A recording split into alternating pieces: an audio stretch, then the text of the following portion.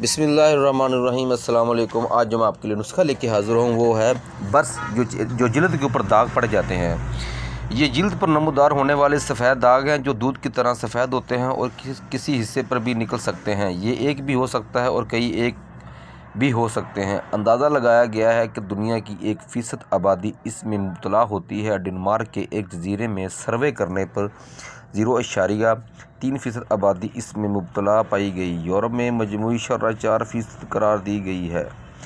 30% میں مریضوں اس کا سراغ ان کے خاندان کے دوسرے افراد میں بھی لگایا جا سکتا ہے، بلکہ یہ نظری طاقت پکڑ رہا ہے کہ یہ موروثی یا خاندانی بیماری ہے۔ جسم سے مکمل طور پر رنگ کا غیر حاضری کے مریضوں سے برعکس ان امراض میں رنگ پیدا کرنے والے خلیے تعداد میں کم ہوتے ہیں۔ جن مقامات سے رنگ اڑتا ہے وہاں پر یہ گل چکے ہوتے ہیں۔ 50% مریضوں میں یہ بیماری 20 سال کی عمر سے پہلے ہی شروع ہو جاتی ہے، لیکن ایسے لوگوں کی کمی بھی نہیں جن کی 40 سال کی عمر سے شروع ہو، اور بنیادی طور پر یہ بڑھنے والی بیماری ہے اور سارے جسم کو لپیٹ میں لے سکتی ہے۔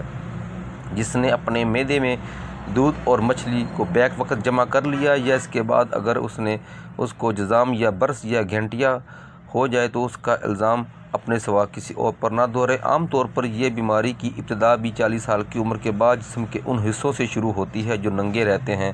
انہیں دھوپ لگتی رہتی ہے، جیسا کہ ہاتھ، پچھلی طرف بازو، جو چہرہ اور گردن۔ اکثر اوقات سفید دھبا نمودار ہونے سے پہلے کوئی چوٹ لگتی ہے۔ مریض اس بیماری میں مبتلا ہونے کی خاصیت رکھتا ہے، مگر چوٹ سے شروع کرنے کا بہانہ بن جاتی ہے۔ اسی طرح کسی شدید سوزش، جلد کے جل جانے کے بعد جو زخم مستقل نشان باقی رہ جاتا ہے، اس میں رنگ نہیں ہوتا اور شکل و صورت میں پھلبیری کی شکل اختیار کر لیتا ہے۔ در حقیقت کسی بیماری کے نمودار ہونے یا پھیلاؤ کے بارے میں کوئی بھی اصول مقرر نہیں کیا جا سکتا۔ پہلے خیال تھا کہ یہ جسم کے غیر مستور حصوں کو متاثر کرتی ہے، پھر بغلوں اور آلات تناسل کے ارد گرد دیکھی جانے لگی۔ ایک بھی ہو سکتا ہے، اس سے بھی زیادہ بھی۔ اس کے بڑھنے کی رفتار بہت تیز ہوتی ہے اور اس کے ارد گرد کی جلد پر سرخی ہوتی ہے۔ رنگ آسمان قدرے گہرا ہوتا ہے۔ برس کے داغ میں اگر کوئی سوئی ماری جائے تو اگر خون نکلے تو مرض تندرست ہو جانے کا امکان موجود ہے، اگر پانی نکلے تو شفا کا امکان نہیں ہے۔ تو آپ سے یہ نسخہ اس مرض میں استعمال کر سکتے ہیں۔ بابچی 1 تولہ، تخم پنواڑ 1 تولہ، چاکسو 1 تولہ، انجیر 1 تولہ، یہ تمام چیزیں لے کر رات کو پانی بھر بھگو دیں۔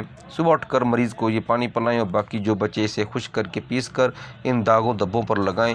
یہ نسخہ ان چیزوں کے لیے بہت کارآمد ہے۔ اس کا استعمال جاری رکھیں، لمبے عرصے تک مکمل نجات حاصل ہو جائے گی انشاءاللہ تعالیٰ۔ اگر ویڈیو پسند آئی تو آگے لائک اور شیئر لازمی کیجیے گا۔ میں اپنے چینل پر بہت کمال کے